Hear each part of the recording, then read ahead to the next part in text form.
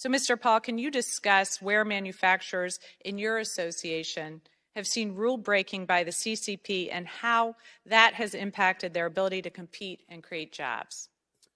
Thank you for the statement and for the question. Very grateful.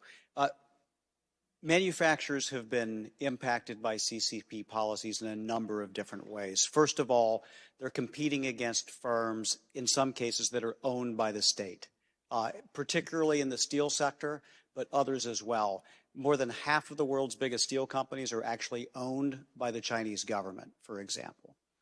Second, we have a system where China agreed to a set of rules in 2000, 2001 when it joined the World Trade Organization and has completely ignored them. The USTR just released its most recent report on China's compliance with World Trade Organization obligations and found that China's compliance has been completely inadequate and non-existent.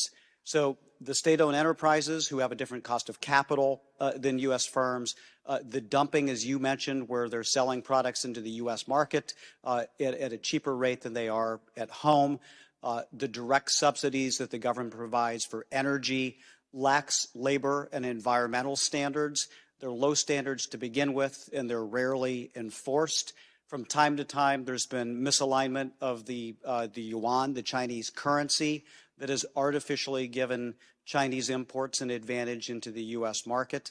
And as a result, we shed an enormous amount of manufacturing capacity in just over a decade, a stunning amount. 90,000 factories closed. We saw those job losses in the chart as well, and we saw the intellectual property theft. So it has been staggering for American manufacturing.